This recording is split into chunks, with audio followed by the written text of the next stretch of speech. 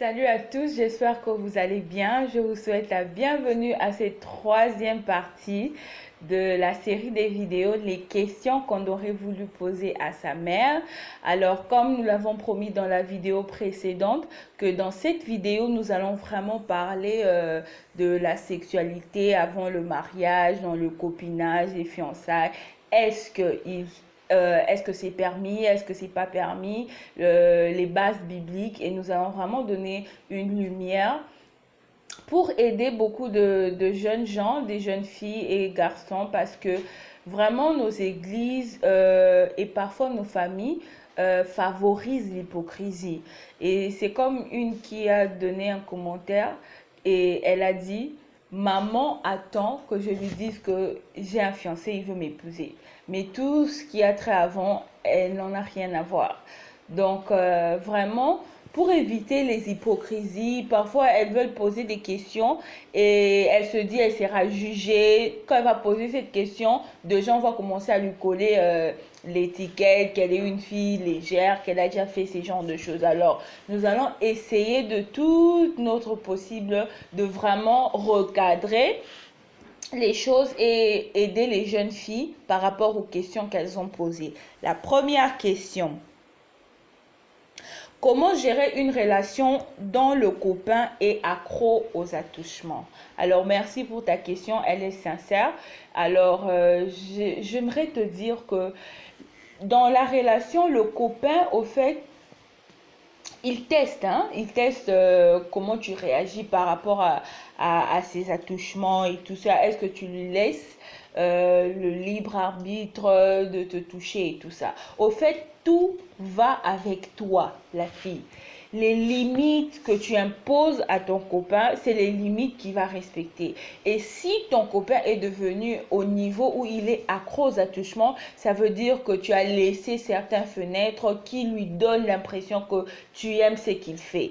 Alors, c'est pas intéressant de vraiment se laisser à ce genre de choses. Parce que les attouchements, au fait, c'est des stimulus. C'est ce qui vous pousse à vous préparer à l'acte sexuel. Alors, aussi, biologiquement, l'acte sexuel, c'est vraiment un besoin naturel. C'est pas un besoin qui se satisfait une fois. Non, c'est un besoin qui se renouvelle. Alors, est-ce que tu es prête à vraiment entrer dans cette voie où à chaque fois que tu as des désirs sexuels ou ton copain a des désirs sexuels, vous allez commencer à vraiment satisfaire cela? Et ce n'est pas vraiment une bonne allure pour ceux qui sont appelés les chrétiens. Il faudrait éviter cela. Mais des limites, dis à ton copain: je n'apprécie pas les attouchements. Ça ne nous aide pas parce que ça nous pousse à aller de plus en plus en profondeur et éventuellement à commettre l'acte. Alors arrêtons avec ça, recadrons notre relation et voir comment il va réagir. Est-ce qu'il va continuer la relation avec toi ou bien il va t'imposer que oh non, moi je veux ça parce que si tu dis que tu m'aimes, alors on doit faire ça. Celui qui t'aime, il va payer le prix pour t'avoir jusqu'au mariage. Alors recadre les choses. Question suivante: faire d'autres pratiques comme les baisers, caresses que le sexe, est-ce un péché? Au fait, je venais de dire ça. Dans la relation, lorsqu'on est un enfant de Dieu, parce que ça, c'est des questions des filles qui sont vraiment des chrétiennes. Ça sert à rien au fait de commencer des relations où vous dites non, nous on fait pas le sexe, mais on se caresse, on se donne des baisers. Tout ça, c'est des préliminaires des actes sexuels. Moi, je suis mariée, au fait, je vous dirais que l'acte sexuel ne commence pas par l'acte sexuel. Ça commence par les baisers, les caresses et tout ça. Vous vous préparez. Le corps de la femme réagit aussi, le corps de l'homme. Et éventuellement, vous allez cheminer avec l'acte sexuel. Donc, si vous vous dites que nous, oh non, nous, on ne fait pas l'acte sexuel, nous, on se caresse seulement, en tout cas, vous êtes en train de pécher. Parce que c'est des choses qui sont réservées qu'aux mariés, au fait, normalement. C'est réservé dans le mariage. Et c'est des préliminaires de l'acte sexuel.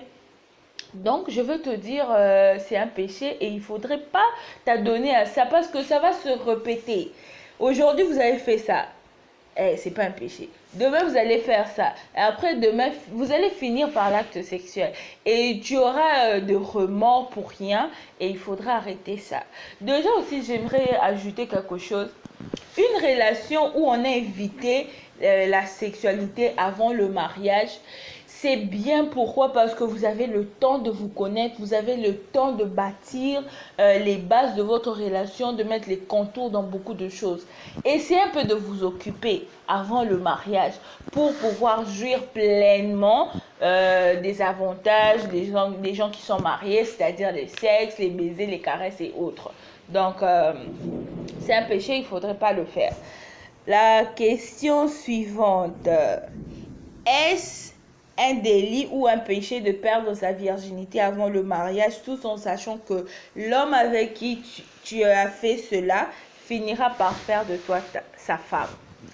Bon, moi je veux te dire, au fait, c'est quoi l'assurance? Est-ce que c'est pas ce qu'il t'a dit qu'il va t'épouser, que c'est ça l'assurance qui va vraiment t'épouser? Tu sais, les hommes changent. Lorsque tu as connu le corps d'une femme, le regard de cet homme envers cette femme-là change. Si il t'a connu dans le mariage, il a connu ton corps dans le mariage, tu as perdu ta virginité avec lui, ça sera un regard de respect qu'il aura envers toi. Il va se dire, c'est une femme de caractère et tout ça, elle peut bien élever mes enfants. Il voit déjà la sécurité de ses filles entre tes mains. Mais lorsque tu as donné déjà ton corps à un homme avant le mariage, au fait, il te regarde différemment et il se dit, ah, finalement, c'était une fille légère. Moi, je pensais que... Et même s'il ne changeait pas son regard envers toi, c'est quoi la garantie qu'il va t'épouser? Et si vous avez un enfant à l'issue de cette relation sexuelle, tu sauras assumer toutes ces choses. Au fait, perdre sa virginité, c'est pas seulement perdre sa virginité. Dans l'acte, il y a beaucoup de choses qui changent. Et c'est maintenant un système que tu as activé dans ton propre corps d'avoir le plaisir des relations sexuelles. Et comme je l'ai dit avant, les relations sexuelles sont des besoins naturels qui reviennent de temps en temps. Voilà pourquoi ceux qui sont mariés ont une vie sexuelle épanouie. Pourquoi? Parce que à tout moment que tu as besoin de cela, tu peux le satisfaire. Mais quand tu n'es pas en fait déjà marié, c'est très difficile. Tu seras toujours buté à cette question, est-ce que Dieu est content, est-ce que Dieu n'est pas content? Alors, je veux te demander de pouvoir arrêter avec ça. Ne donne pas ton corps à un homme. Il y a une histoire dans la Bible, un jeune homme qui désirait vraiment sa sœur. C'est l'histoire de Tamar, tu l'as sûrement reconnu. La Bible dit que lorsque le frère de Tamar l'a connue sexuellement, son regard a changé envers elle. Il a eu un dédain. C'est pas une garantie de donner sa virginité à un homme et puis te dire qu'il va t'épouser. Il n'y a rien qui garantit. Il peut mourir s'il meurt. Comment vous allez aller jusqu'au mariage? Et si il change d'avis? Au fait, il n'y a rien qui vous assure. Et comme il n'y a rien qui vous assure, même s'il t'a donné sa parole, en tout cas, il ne faut pas prendre ce risque. Et ça ne sert à rien, au fait. Parce que tu ne sauras pas combler le besoin sexuel continu qui va commencer maintenant à se manifester envers toi. J'espère que tu as changé de décision. Alors, la question suivante. En quoi la masturbation est un péché? Beaucoup de gens peuvent se dire que, oh non, moi au fait, je commets pas des relations sexuelles avec un homme. Moi, au fait, je me donne du plaisir moi-même. Au fait, la masturbation, c'est ça, se donner du plaisir soi-même. Mais le piège, c'est quoi? Tu ne peux jamais arriver au niveau où tu te donnes du plaisir sans penser à une autre personne, sans ajouter l'élément d'une autre personne dans ton cerveau et continuer avec toutes ces choses, ces rêveries dans ta tête, au fait. Le moment où il y a une autre personne dans tes pensées qui stimule les plaisirs que tu reçois quand tu fais cette masturbation, c'est là, en fait, le péché. Et le sexe, selon Dieu, est un sexe qui doit se faire entre un homme et une femme. Ça, c'est le contour de la sexualité selon Dieu, au fait. Et quand tu le fais seul, donc c'est toi avec toi-même, c'est un péché. Donc il ne faudrait pas vraiment te laisser tomber dans ce mensonge, parce que c'est la voix du diable qui vient te dire en quoi c'est un mensonge. Oui, c'est un péché, au fait. C'est un péché et il ne faudrait pas te laisser dans ça. Question suivante. Est-ce qu'une fille qui a fait l'amour qu'une seule fois peut-elle redevenir vierge si elle refait l'amour après des années? Au fait, non. La virginité, c'est inclus dans le corps de la jeune fille lorsqu'elle est encore enfant, elle naît, elle grandit, et on la perd à la première relation sexuelle. Et lorsqu'on l'a perdue, on ne la retrouve plus, au fait. C'est vrai que lorsque tu vas faire le rapport sexuel après plusieurs années, tu auras l'impression, l'homme aura l'impression, au fait, qu'il fournit des efforts comme si c'était un homme qui fournissait des efforts pour la première fois dans le corps d'une fille vierge. Ça aura un peu le même feeling, mais c'est pas la même chose. La virginité, lorsqu'on l'a perdue, on la retrouve plus. Alors, c'est vrai que ton corps peut réagir différemment, mais au fait, tu ne seras plus vierge. Il faut déjà te dire ça. Donc, si tu veux, si tes objectifs, c'est de te marier vierge, vraiment reste vierge. Parce que quand tu l'as perdu, c'est fini. Mais je veux aussi ajouter l'élément de la pureté. Au fait, les gens parlent plus de la virginité sans pour autant savoir aussi qu'il y a l'élément de la pureté. La pureté, c'est au niveau mental. Tu peux rester vierge corporellement, mais au niveau de tes pensées, tu n'es plus pure au fait. Tu es déjà souillée. Alors, pour vous, les jeunes filles, je vous encourage d'ajouter les deux. D'être vierge en pensée et même aussi corporellement. C'est pas facile au 21e siècle, mais avec l'aide de Dieu, on peut y arriver. Question suivante. Comment retenir ses pulsions sexuelles parce qu'à un certain âge, vraiment, ça devient plus fort que ça nous est difficile de les maîtriser. C'est au fait les mêmes choses que je vais encore revenir dessus. Les pulsions sexuelles, au fait, sont... comment je peux dire, les pulsions sexuelles sont stimulées par ce que nous voyons, ce que nous entendons et par ce que nous touchons parfois. Ça dépend au fait de ton exposition. Parfois, on s'expose trop et on se dit qu'on va fournir des efforts pour ne pas tomber. Il ne faut pas tenter le diable quand tu sais que tu ne peux pas te retenir. Donc, en tout cas, ça n'a rien à voir avec l'âge. Rien à voir avec l'âge parce que à tout âge, on peut se dire que non, c'est une limite, je ne peux pas franchir ce genre de limite. Comment retenir ces pulsions sexuelles? Il faut se dire que la sexualité est un besoin naturel qu'on doit à tout moment, comment je peux dire, souvir, tu vois, satisfaire.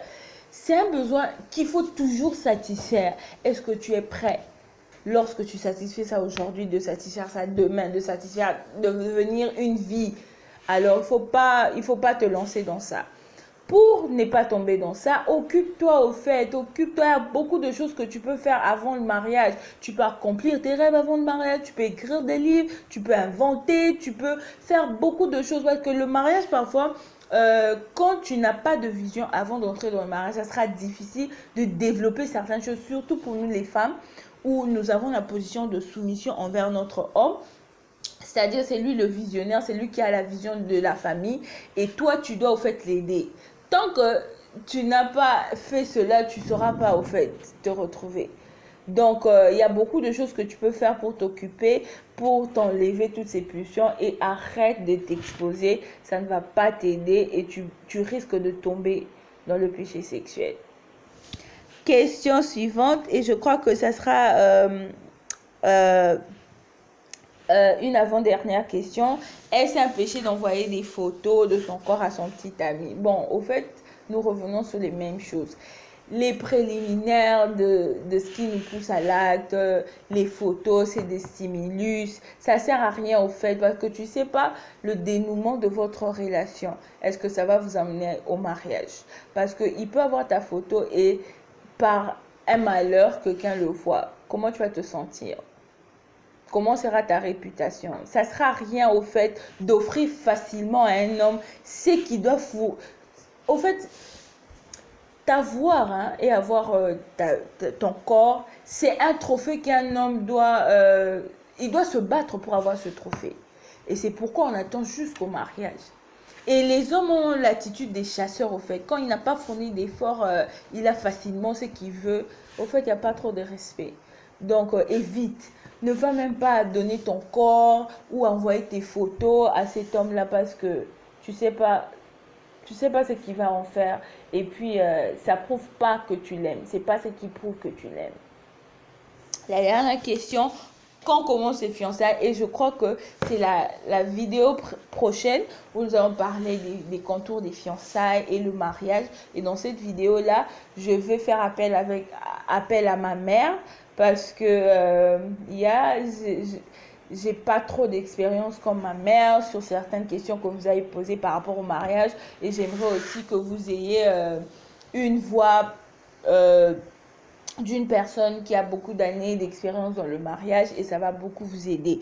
Donc, cette dernière question avec laquelle on va clôturer, quand commencent les fiançailles? Est-ce quand l'homme et la femme se décident de se marier ou quand les deux familles se rencontrent? Ok, le fiançailles, c'est lorsque les deux familles se sont rencontrées à la prédote selon la culture souvent africaine et particulièrement congolaise. Donc, lorsque vous êtes encore dans l'anonymat, même si l'homme a fait sa demande de mariage, mais du moment où vous n'avez pas encore fait rencontrer les deux familles, c'est difficile qu'on vous donne du crédit, du poids, du respect et qu'on vous appelle fiancé. Donc, faites un effort. Si vous voulez vraiment aller jusqu'au mariage, officialisez la relation au niveau de famille et nous allons vous reconnaître officiellement le couple fiancé. Merci beaucoup d'avoir suivi cette vidéo. C'était long, mais au fait, il fallait répondre à toutes ces questions. Hein. Et on se retrouve à la prochaine vidéo où je serai accompagnée de ma mère. Live effectively, pursue your dreams. Woman of purpose. Merci.